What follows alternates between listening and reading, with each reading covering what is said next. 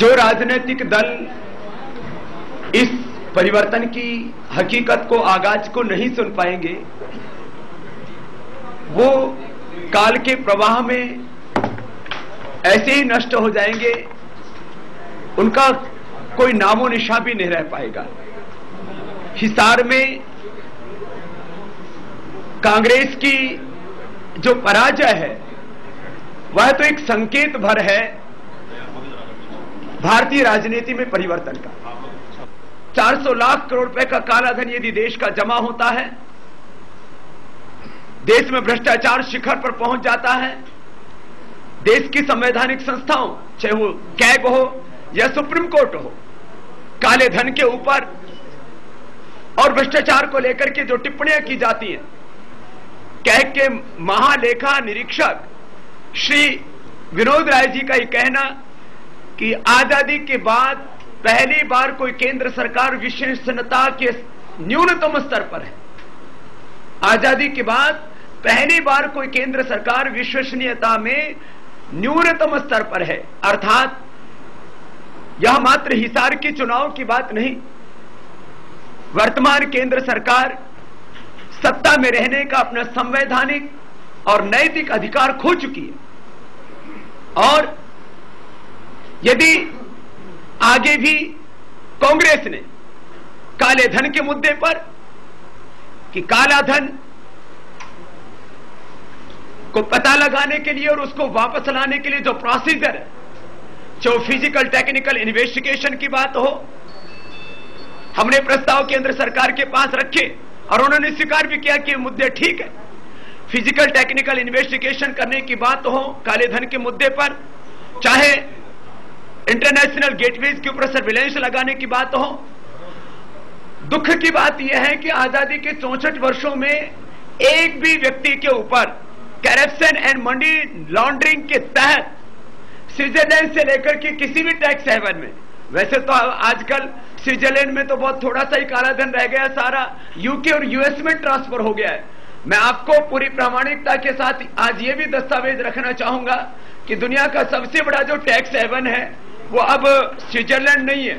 दुनिया के सबसे बड़े टैक्स हेवन्स में अब अमेरिका आ गया है।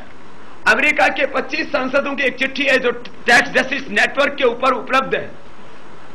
अमेरिका ने खुद माना है कि उसके पास 10.6 ट्रिलियन डॉलर अर्थात करीब 500 लाख करोड़ रुपए उसने जो सिक्रेसी लॉज बना रखे उसके तहत उसके इन्वेस्ट है। और उसमें कुछ तो ऐसे हैं, चाहे उसका सबसे बड़ा जो टैक्स हेवन है वो डेलावेयर है, चाहे वो यूनाइटेड स्टेट्स वर्जिन आइलैंड, एक डेलावेयर में ही 2.6 ट्रिलियन डॉलर करीब 135 लाख करोड़ रुपए जमा है। मैंने यूके की भी जो टैक्स हेवन है उसकी भी पूरी मेरे पास में तो सूची है। मैं आपको इसलिए इस बात को कहना चाहता हूं कि केंद्र सरकार ने जितने भी समझौते किए, देश के लोगों को धोखा देने के लिए वो समझौते किए कि हमने इतने देशों के साथ जो ट्रीटी कर ली, तो केंद्र सरकार किस प्रोसीजर के तहत काला धन ला रही है ये देश को बताए। खाली ट्रीटी के नाम पर देश के साथ चीटिंग ना करे। और यदि उसने अपने काले धन के बारे में रणनीति स्पष्ट न की, मैंने कहा करप्शन एंड मनी लॉन्ड्रिंग के तहत एक भी केस दर्ज नहीं हुआ आज तक किसी भी टैक्स हेवन में। यह मैंने कहा अमेरिका, ब्रिटेन, चाहे वो स्विट्जरलैंड, कहीं पर भी, और कोई साहस उसने करके नहीं दिखाया। आज अमेरिका और स्विट्जरलैंड से, यूके से, वहां की कितनी बड़ी बड़ी कंपनियां जो है लाखों करोड़ रुपए का कारोबार करती हैं। भारत सरकार लिस्ट दे कि नाम इन लोगों के नाम से कितने काले धन जमा है, जरा उसका आप हिसाब किताब दीजिए, नहीं तो हम आपकी कंपनियों पर बैन लगा देंगे, आपके जो बैंक से उनके लाइसेंस रद्द कर देंगे। एक का भी नहीं किया केंद्र सरकार ने। तो कांग्रेस को काले धन के बारे में अपनी रणनीति स्पष्ट करनी पड़ेगी कि कैसे वो पता लगा रहे हैं, कैसे उसको ला रहे हैं। भ्रष्टाचार के ऊपर उसका रुख ढुलमुल है। और देश ने दुनिया के इतिहास में यदि सबसे ज्यादा कहीं भ्रष्टाचार हुए किसी के शासनकाल में तो वर्तमान में तो जग जाहिर है, तो कोई कहने की बात ही नहीं है। तो केंद्र सरकार यदि करप्शन के बारे में, ब्लैक मनी के बारे में और व्यवस्था परिवर्तन के बारे में अपना रुख स्पष्ट नहीं करती है तो उसको आगे भी अभी तो पराजय का मुख देखना पड़ा है, आगे महापराजय का मुख देखना पड़ेगा। और ये केवल हिसार की बात नहीं, ये उत्तर प्रदेश के विधानसभा चुनाव में होगी उसकी महापराजय, उत्तराखंड में होगी, पंजाब में होगी और फिर पूरे भारतवर्ष में होगी। इसलिए उसको अपनी नीयत, अपनी नीतियां और काला धन, भ्रष्टाचार और व्यवस्था परिवर्तन के ऊपर अपनी रणनीति देश के सामने रखनी पड़ेगी। हम कोई राजनीतिक फतवे जारी नहीं कर रहे हैं, हम किसी भी पार्टी का विरोध किसी मजहबी आधार पर नहीं कर रहे हैं, मुद्दों के आधार पर विरोध और समर्थन की एक स्वस्थ परंपरा, एक सामाजिक हस्तक्षेप की एक स्वस्थ परंपरा की शुरुआत हुई है राजनीतिक शुद्धिकरण के लिए। और अभी ऐसे लोगों को लगता है कि काला धन वापस आना, भ्रष्टाचार का मिटना और आर्थिक विषमताओं का मिटना एक सपना जैसा है। पूरे विश्व में आर्थिक मंदी का दौर चल रहा है, इकोनॉमिक वार, करेंसी वार के दौर से पूरी दुनिया गुजर रही है। और इस समय यदि भारत नहीं जगा, भारत कोई कमजोर राष्ट्र नहीं है।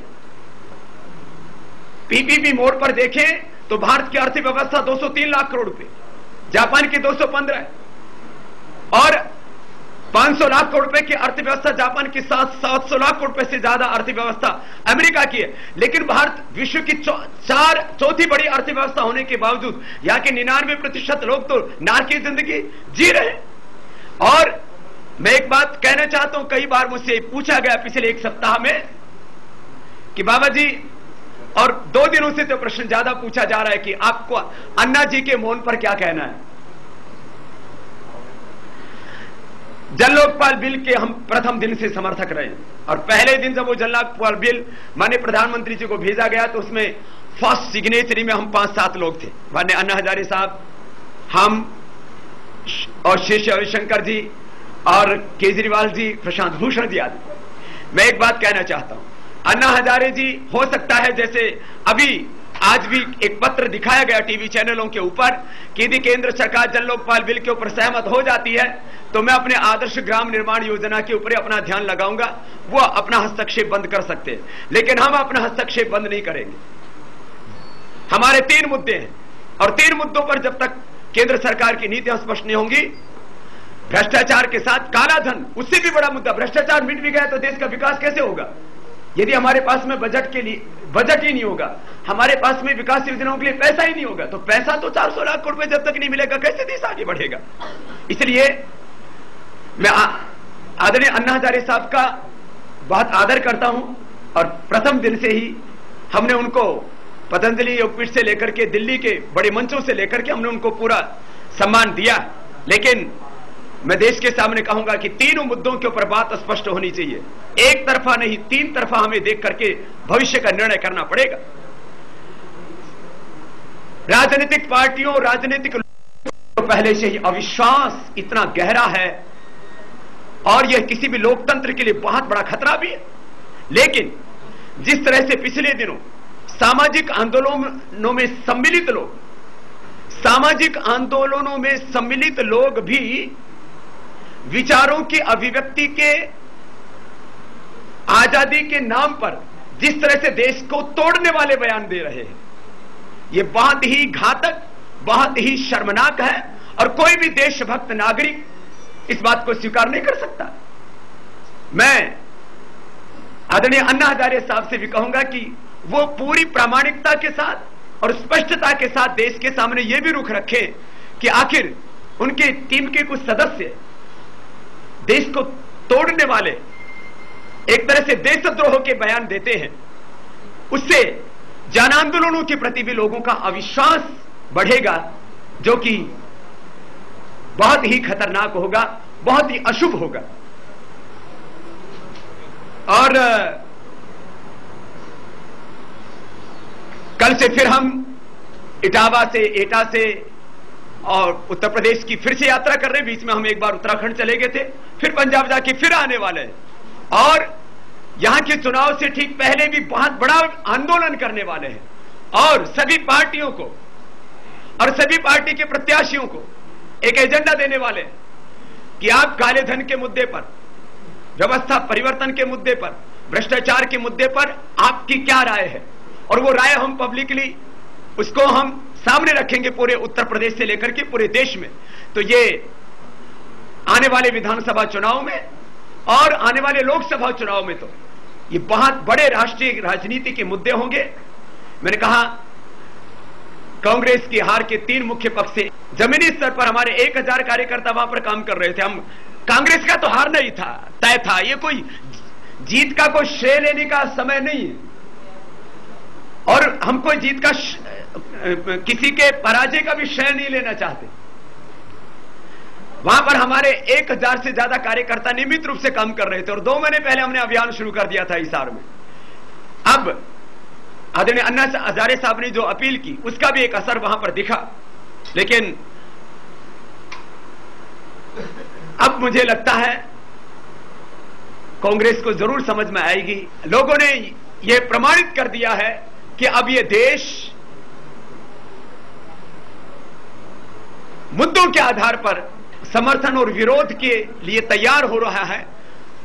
अब इसमें और परिपक्वता आएगी और एक बड़ा परिवर्तन भारत की राजनीति में। विदेशी पुरस्कार और विदेशी पैसे से चलने वाले जन आंदोलनों को हमें आंख बंद करके नहीं देखना चाहिए, उनकी हकीकत जाननी चाहिए, क्योंकि विदेशी जो पुरस्कार और विदेशी पैसे दिए जाते हैं उसके पीछे एक बहुत बड़ी रणनीति होती है कि कुछ लोगों को हाईलाइट करके उनको ये समाज में स्थापित करके, और उनके द्वारा कहीं ऐसा तो नहीं है कि भारत के भविष्य के बारे में, भारत के लोकतंत्र के बारे में कहीं कोई खिलवाड़ हो रहा है। देखिए, मैं एक व्यक्ति की तरफ किसी बात को नहीं कह रहा हूं। आप इस पूरे जन आंदोलन जितने भी चले हैं, चल रहे हैं, इस पूरी फरहिस्त में देखिए, और ये गंभीर मामला है, इसको मैंने कहा हल्के में नहीं लेना चाहिए। 2 चीजें इस देश में बहुत दुर्भाग्यपूर्ण हुई है। एक, सीबीआई की विश्वसनीयता खत्म कर दी। अब सीबीआई किसी के खिलाफ केस दर्ज करती है तो 99% लोग ये मानते हैं कि ये केंद्र सरकार के हुक्म की गुलाम एजेंसी बन गई है, कोई सत्यता के आधार पर जांच करने वाली एजेंसी नहीं रह गई है। तो किसी भी संस्था की विश्वसनीयता खत्म होना, ये किसी भी देश के लोकतांत्रिक व्यवस्था के लिए उचित नहीं है। और जहां तक नोटिस है, आज हम 20 वर्षों से सार्वजनिक क्षेत्र में काम कर रहे हैं, 17 साल हमारे ट्रस्ट को हो गए, एक बार भी नोटिस नहीं आया। आज तक हमने गलत नहीं किया, लेकिन जब से काले धन के खिलाफ, भ्रष्टाचार के खिलाफ, व्यवस्था परिवर्तन के लिए हमने पूरे देश में जाते हैं, उसमें क्या बड़ी बात है। और देखो, कोई कितनी बड़ी संस्था हो, प्रोसीजर में 1-आधा% कहीं किसी से मानव से भूल हो सकती है, लेकिन मैं अपने ट्रस्ट के बारे में कह सकता हूं, और दूसरे भी लोग, हमें पता है हम खतरों से खेल रहे हैं, तो हमारे ऊपर भी हंसो आएगी, लेकिन उससे हम कोई घबराने वाले नहीं है। लेकिन यहां तो हमारी तो सारी ऑडिट करवा ली, कई बार करवा ली। यहां कैग जो ऑडिट कर रहा है, वो जब बताता है कि 1,70,000 करोड़ का तुमने घोटाला कर रखा है, तो कैग को आंख दिखाते। ये तो कॉन्स्टिट्यूशनल बॉडी है कैग, नहीं तो उसके तो अभी बैग बांध करके बाहर भेज देते उसको। तो अब सरकार को नोटिस दे, जो भी डिपार्टमेंट देते हैं, लेकिन ये जो सीबीआई के केस है ना, वो चाहे किसी के खिलाफ क्यों, तो जब हमारे एक ऐसे महापुरुष जिन्होंने करोड़ों लोगों को जीवन दिया, उनके खिलाफ ये सीबीआई का केस कर सकते हैं। श्रद्धेय आचार्य बालकृष्ण जी जैसे साधु संत महापुरुष के खिलाफ, जिन्होंने करोड़ों लोगों को जीवन दिया है, प्रामाणिकता से देश की सेवा की है, तो ये सीबीआई वाले केसों पर तो मैं टिप्पणी करना ही, अभी एक लास्ट चांस और दे रहे हैं उनको। अभी हम लेटर लिखेंगे और उसमें काले धन की मात्रा, उसको कैसे पता लगा रहे हैं, उसको वापस लाने का प्रोसीजर, और भ्रष्टाचार और व्यवस्था परिवर्तन के, चुनाव सुधार के, समान शिक्षा, समान चिकित्सा और लैंड एक्विजिशन एक्ट से लेकर के, राष्ट्रीय किसान आय आयोग से लेकर के हमारे एक मुद्दे हैं कुछ। मैंने तो अभी आंशिक रूप से तो अभी भी खूंटा ठोक रखा है कि काले धन के मामले में, भ्रष्टाचार और व्यवस्था परिवर्तन के मामले में जिनकी नीयत साफ नहीं, जिनकी नीयत में खोट, उनको वोट नहीं देना। एक भी भ्रष्ट और बेईमान विधानसभाओं